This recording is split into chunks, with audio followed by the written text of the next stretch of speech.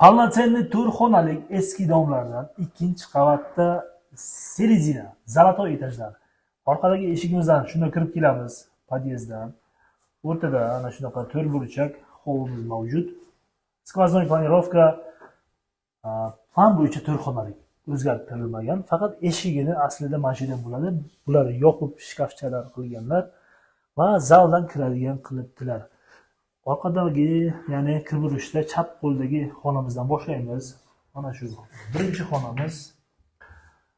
Qiz bola hamda o'g'il bolalik oilalarga zo'r ekan, chunki hammani ajratib, uchinchisini kattalarga yotoqxona qilib bersak bo'ladi. Ikkita xonani ko'rdik. Xo'p, derazalar akvaplastdan emas, akva alyumindan turgan ekan. Mana bu joyimizda zalimiz bo'ladi. Eng katta xonamiz. Va zalimizdan 3-xonamizga kiradigan qilib qo'yibdilar. Ukrainskiy pechka turibdi. Samarqand shahar mikrorayon hududi, bozorcha deydi.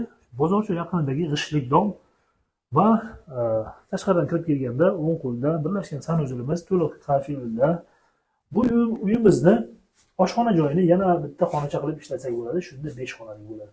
Hozircha bunaqa shkafchalarni qilib qo'ygan ekanlar. Va 6 metrlik balkoni bor.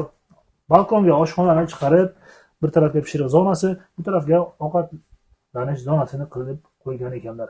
Mana shunaqa kvartiramiz sotuvga chiqdi. Har ikkala tomon dvorga tinchgina joyga qaraladi. Bitta tashqarini ko'rsatib o'tamiz. Reshetkalari bor ekan hamma derazalarimizga. Bu joydan maktab, bog'cha, bozorcha, ya'ni bu tarafga avtobus, orqa tarafimizga tramvayga shundoq yaqin joylashgan dom ekan. Mikrorayon hududi. Ikkinchi qavat полноценный to'rxonalik sotuvga chiqdi. Narxini 66 ming deyaptilar, savdosi bo'ladi.